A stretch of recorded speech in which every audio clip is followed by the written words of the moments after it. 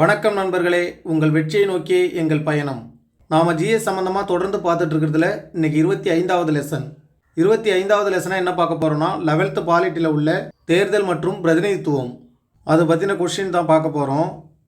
First question பாருங்கள். இப்போ தான் நம்ம சேனலுக்கு புதுசாக வந்திருக்கீங்கன்னா நம்ம சேனலை சப்ஸ்கிரைப் பண்ணிவிட்டு கீழே டெலகிராம் லிங்க் இருக்கும், அதில் ஜாயின் பண்ணிக்கோங்க. பாருங்கள், வாக்குரிமை எனும் சொல் சுதந்திரம் என்று பொருள் தரக்கூடிய பிராங்க் என்ற டேஷ் கலவை சொல்லிலிருந்து பெறப்பட்டதாகும். எந்த சொல்லிலிருந்துனா ஆப்ஷன் பி, ஆங்கில பிரெஞ்சு என்ற கலவை சொல்லிலிருந்து பெறப்பட்டதாகும். அடுத்து 2வது கொஸ்டின் பாருங்கள். தேர்தல் பற்றிய இந்திய அரசமைப்பின் சட்டப்பிரிவுகள் எவை அப்படின்னு கேட்டிருக்கிறாங்க.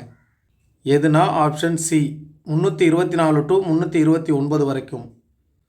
இது எந்த பகுதியில் இருக்குன்னா பகுதி 15 இருக்கும்.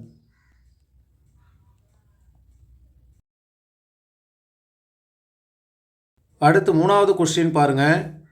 மக்களவைக்கும் மாநில சட்டப்பேரவைகளுக்கும் வயது வந்தோர் வாக்குரிமையின் அடிப்படையில் தேர்தல்கள் நடத்தப்பட வேண்டும் என்று கூறும் விதி எது அப்படின்னு கேட்டிருக்கிறாங்க. மக்களவைக்கும் மாநில சட்டப்பேரவைகளுக்கும் வாக்குரிமையின் அடிப்படையில் தேர்தல் நடத்தணும் அப்படின்னு சொல்கிற விதி எதுனா ஆப்ஷன் ஏ, சட்டப்பிரிவு 326.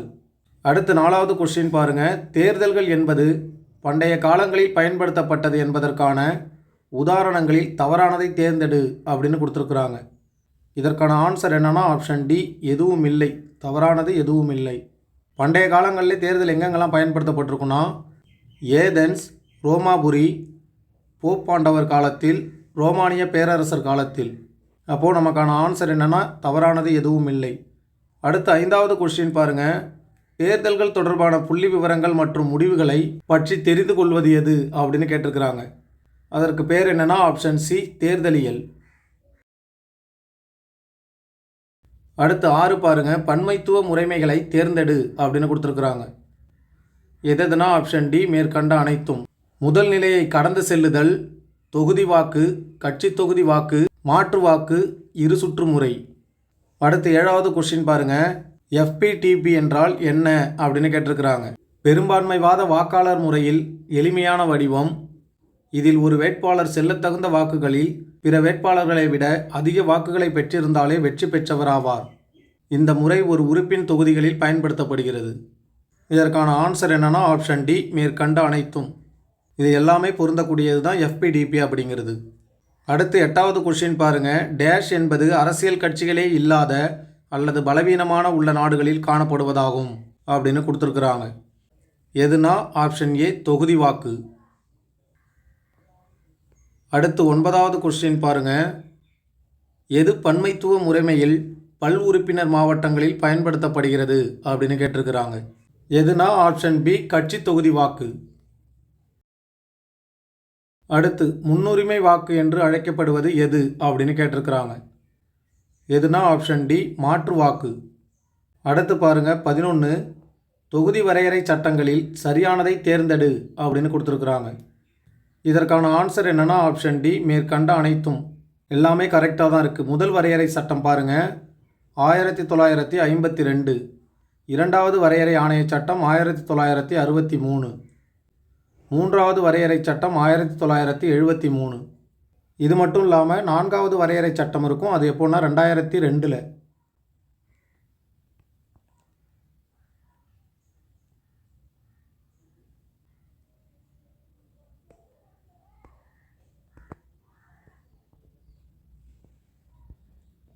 இதையும் சேர்த்து பார்த்துக்கோங்க.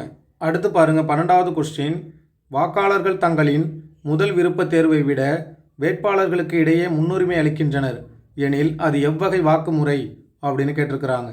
அது எந்த வகையான வாக்குமுறைனா ஆப்ஷன் டி, மாற்று வாக்கு. அடுத்து 13வது கொஸ்டின் பாருங்கள். குடியரசுத் தலைவருக்கான நேரடி தேர்தலுக்கு உலகம் முழுவதும் பயன்படுத்தப்படும் வாக்குமுறை எது அப்படின்னு கேட்டிருக்கிறாங்க. எதுனா ஆப்ஷன் சி, இரு சுற்று முறை. அடுத்து 14 பாருங்கள். தமிழ்நாட்டில் உள்ள மொத்த நாடாளுமன்ற தொகுதிகள் எத்தனை அப்படின்னு கேட்டிருக்கிறாங்க. தமிழ்நாட்டிலேருந்து நாடாளுமன்றத்துக்கு எத்தனை தொகுதிகள்னா ஆப்ஷன் பி, 39. அதுவே 18 பார்த்தீங்கன்னா மாநிலங்களவைக்கு. மொத்தமாக இந்தியா முழுவதும் நாடாளுமன்ற தொகுதிகள் எத்தனைனா 543. அடுத்து 15வது கொஸ்டின் பாருங்கள். எந்த அரசமைப்பு சட்ட திருத்தத்தின் மூலமாக இந்திய குடிமக்களின் வாக்களிக்கும் வயது 21லிருந்து 18ஆக குறைக்கப்பட்டது அப்படின்னு கேட்டிருக்கிறாங்க. எந்த சட்ட திருத்தத்தின் மூலம்னா ஆப்ஷன் டி 61வது சட்ட திருத்தம். இந்த சட்ட திருத்தம் எப்போ கொண்டு வந்திருப்பாங்கன்னா 1988. அடுத்து பாருங்க, மக்கள் பிரதிநிதித்துவ சட்டம் இயற்றப்பட்ட ஆண்டுகளில் தவறானதை தேர்ந்தெடு அப்படின்னு கொடுத்துருக்குறாங்க. எப்போ கிடையாதுன்னா ஆப்ஷன் டி. மக்கள் பிரதிநிதித்துவ சட்டத்தில் இது மட்டும்தான் பொருந்தாதது. 1950 இயற்றப்பட்டிருப்பாங்க, அடுத்து 51, அடுத்து 66. இந்த வருடங்களெல்லாம் மக்கள் பிரதிநிதித்துவ சட்டம் கொண்டு வந்திருப்பாங்க. அடுத்து 17வது கொஸ்டின் பாருங்க, வரையறை ஆணைய சட்டங்கள் இயற்றப்பட்ட ஆண்டுகள் எது அப்படின்னு கேட்டிருக்கிறாங்க. இதற்கான ஆன்சர் என்னென்னா ஆப்ஷன் டி, ஏ மற்றும் பி. 1962, 1972. அடுத்து 18 பாருங்க, ஒரு கட்சி அல்லது வேட்பாளர் தேர்தல் சட்டங்களை மீறி வெற்றி பெறுகிறார் எனில் அவர் தேர்ந்தெடுக்கப்பட்டு அறிவிக்கப்பட்ட போதிலும் அத்தேர்தலை நிராகரித்து உத்தரவிடும் அதிகாரம் கொண்ட அமைப்பு எது அப்படின்னு கேட்டிருக்கிறாங்க. இந்த அதிகாரம் யாருக்கு இருக்குன்னா ஆப்ஷன் சி, நீதிமன்றம். அடுத்து 19 பாருங்க, சுதந்திர இந்தியாவில் முதல் பொது தேர்தல்கள் எந்த ஆண்டுகளில் நடைபெற்றன அப்படின்னு கேட்டிருக்கிறாங்க. எப்போனா ஆப்ஷன் பி, 1952 முதல் 53 வரை. அடுத்து 20வது கொஸ்டின் பாருங்க, சுதந்திர இந்தியாவில் நடைபெற்ற முதல் பொது தேர்தலில் மொத்தம் இருந்த 489 மக்களவை இடங்களில் காங்கிரஸ் கட்சி மற்றும் இந்திய கம்யூனிஸ்ட் கட்சி ஆகியவை வெற்றி பெற்ற இடங்களின் எண்ணிக்கை முறையே என்னென்ன அப்படின்னு கேட்டிருக்கிறாங்க. அதாவது காங்கிரஸ் கட்சி 364 இடங்களையும் கம்யூனிஸ்ட் கட்சி 16 இடங்களையும் பெற்றிருக்கும். நமக்கான ஆன்சர் என்னென்னா ஆப்ஷன் பி. அடுத்து 21 பாருங்க, இந்திய அரசியலமைப்பின் எந்த உறுப்பானது பேச்சு மற்றும் கருத்தை வெளிப்படுத்தும் சுதந்திரத்திற்கான உரிமையை வழங்குகிறது அப்படின்னு கேட்டிருக்கிறாங்க. Option A, 19(1). அடுத்து பாருங்க, ஒரு தேர்தல் ஆணையத்தினை அமைப்பதை பற்றி விளக்கும் அரசமைப்பு உறுப்பு எது அப்படின்னு கேட்டிருக்கிறாங்க. தேர்தல் ஆணையத்தினை அமைப்பதை பற்றி சொல்லும் விதி எதுனா ஆப்ஷன் ஏ, விதி 324. அடுத்து 23வது கொஸ்டின் பாருங்க, எந்தெந்த தேர்தல்களை தேர்தல் ஆணையமானது மேற்பார்வையிட்டு வழிகாட்டி நடத்துகிறது அப்படின்னு கேட்டிருக்கிறாங்க. இதற்கான ஆன்சர் என்னென்னா ஆப்ஷன் டி. நாடாளுமன்ற தேர்தல், மாநில சட்டமன்ற தேர்தல், குடியரசுத் தலைவருக்கான தேர்தல், துணை குடியரசுத் தலைவருக்கான தேர்தல். அடுத்து 24 பாருங்க, தேர்தல் ஆணையம் அமைக்கப்பட்ட நாள் எது அப்படின்னு கேட்டிருக்கிறாங்க. தேர்தல் ஆணையம் அமைக்கப்பட்ட நாள் எதுனா ஆப்ஷன் பி, 1950 ஜனவரி 25. அதனால தான் நம்ம ஜனவரி 25 வாக்காளர் தினமாக கொண்டாடுறோம். அடுத்து 25வது கொஸ்டின் பாருங்க, பல உறுப்பினர்களை கொண்ட ஆணையத்தில் எத்தனை தேர்தல் ஆணையர்களை குடியரசுத் தலைவர் நியமிக்கிறார் அப்படின்னு கேட்டிருக்கிறாங்க. எத்தனை ஆணையர்களை அப்படின்னா ஆப்ஷன் சி, 3 ஆணையர்களை. அடுத்து 26 பாருங்க, தேர்தல் ஆணையர்களின் பதவி காலம் என்ன அப்படின்னு கேட்டிருக்கிறாங்க. தேர்தல் ஆணையர்களோட பதவிக்காலம் ஆப்ஷன் பி, 6 ஆண்டுகள். அடுத்து பாருங்க 27வது கொஸ்டின், தேசிய வாக்காளர் தினம் எப்போது கொண்டாடப்படுகிறது? இப்போதான் அந்த கொஸ்டின் பார்த்தோம். ஆப்ஷன் டி, ஜனவரி 25. அடுத்து 28 பாருங்க, தலைமை தேர்தல் ஆணையரின் நியமனம், அதிகாரங்கள் மற்றும் பணிகளை பற்றிய அரசமைப்பு உறுப்பு யாது? தலைமை தேர்தல் ஆணையரோட நியமனம், அதிகாரங்கள் மற்றும் பணிகளை பற்றி சொல்கிற உறுப்பு எதுனா ஆப்ஷன் சி, 324(2). அடுத்து 29வது கொஸ்டின் பாருங்க, தலைமை தேர்தல் ஆணையரை எவ்வாறு பதவி நீக்கம் செய்ய முடியும் அப்படின்னு கேட்டிருக்கிறாங்க. தலைமை தேர்தல் ஆணையரை எவ்வாறு பதவி நீக்கம் செய்ய முடியும்னா நாடாளுமன்ற பதவி நீக்க தீர்மானத்தின் மூலம். Option A. அடுத்து 30வது கொஸ்டின் பாருங்க, தலைமை தேர்தல் ஆணையரின் ஊதியம் மற்றும் சலுகைகள் யாருக்கு நிகராக வழங்கப்படுகிறது அப்படின்னு கேட்டிருக்கிறாங்க. தலைமை தேர்தல் ஆணையரோட ஊதியம் மற்றும் சலுகைகள் யாருக்கு நிகராக இருக்குன்னா ஆப்ஷன் டி, இந்திய தலைமை நீதிபதி. அடுத்து 31 பாருங்க, தலைமை தேர்தல் ஆணையர் தவிர்த்த பிற ஆணையர்கள் எவ்வாறு நியமனம் செய்யப்படுகின்றனர் அப்படின்னு கேட்டிருக்கிறாங்க. எவ்வாறுனா ஆப்ஷன் பி, தலைமை தேர்தல் ஆணையரின் பரிந்துரை மூலம். அடுத்து 32 பாருங்க, 1952 தமிழக சட்டப்பேரவை தேர்தல் மொத்தம் எத்தனை நாட்கள் நடைபெற்றது அப்படின்னு கேட்டிருக்கிறாங்க. எத்தனை நாட்கள்னா ஆப்ஷன் டி, 9 நாட்கள் நடைபெற்றிருக்கும். அடுத்து 33வது கொஸ்டின் பாருங்க, இந்திய தேர்தல் ஆணையத்தின் வழிகாட்டல் மற்றும் கட்டுப்பாட்டின் கீழ் செயல்படுவதுடன் ஒரு மாநில அல்லது ஒன்றிய பிரதேசத்தின் மேற்பார்வையிடுபவர் யார் அப்படின்னு கேட்டிருக்கிறாங்க. யார்னா ஆப்ஷன் ஏ, தலைமை தேர்தல் அதிகாரி.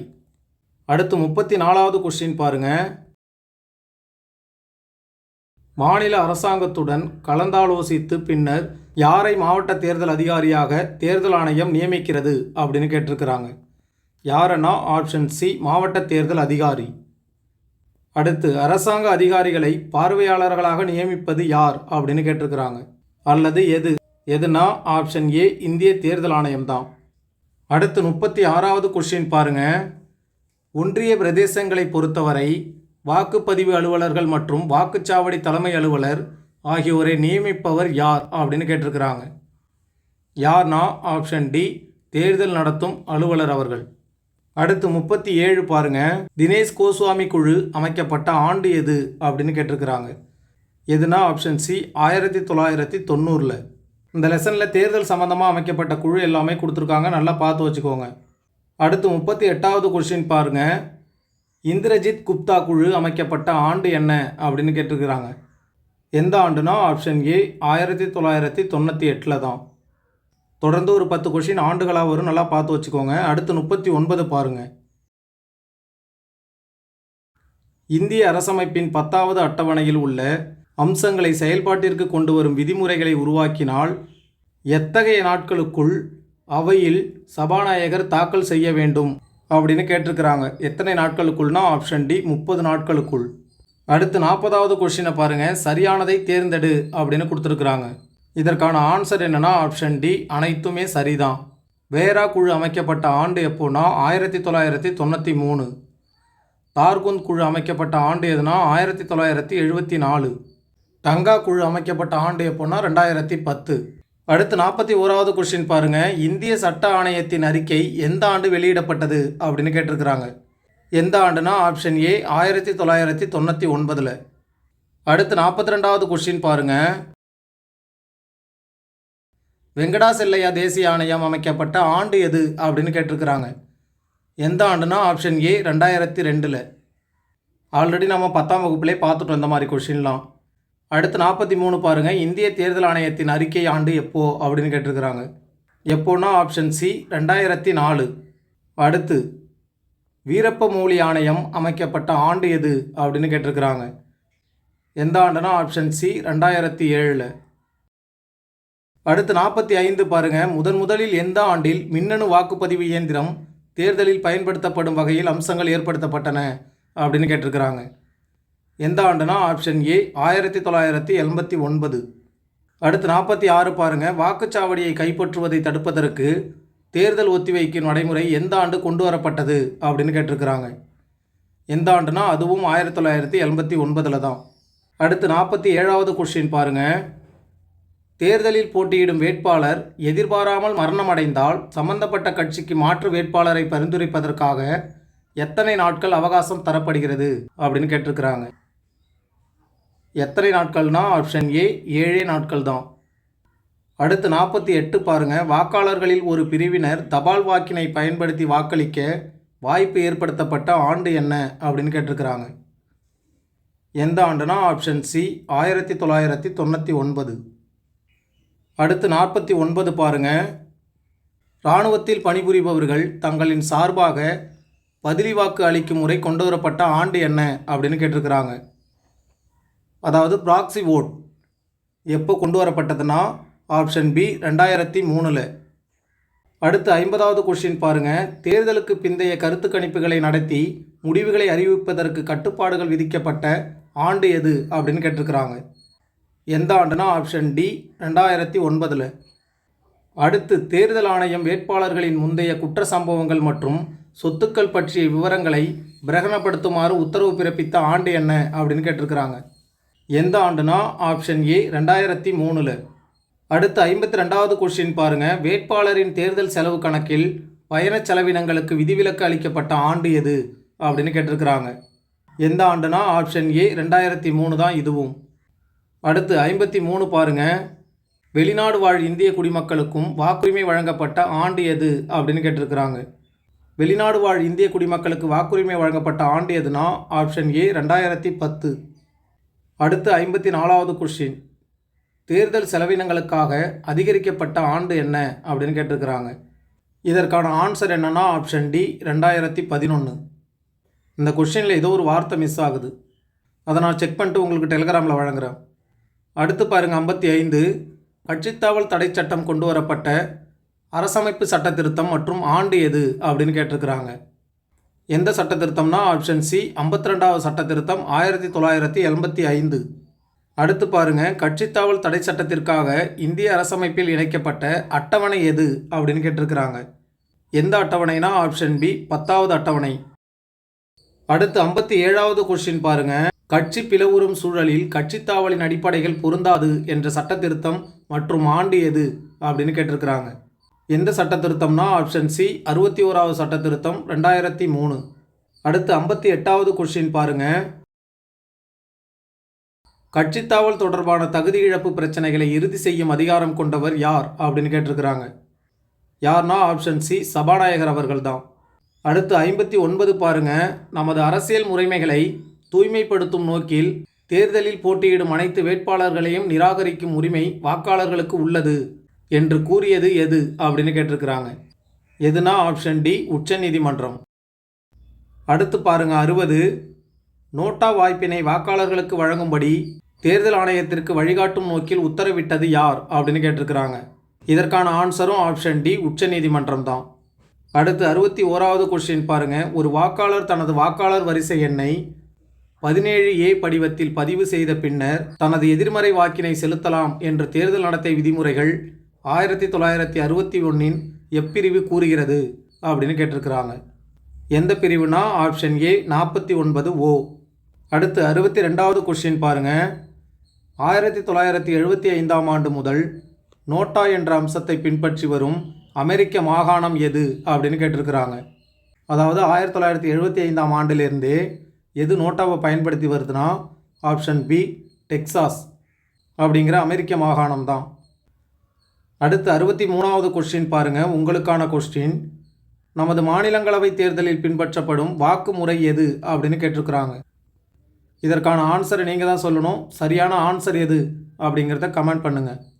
அவ்வளோதான் நண்பர்களே, அடுத்த பாடம் 26ல் சந்திப்போம்.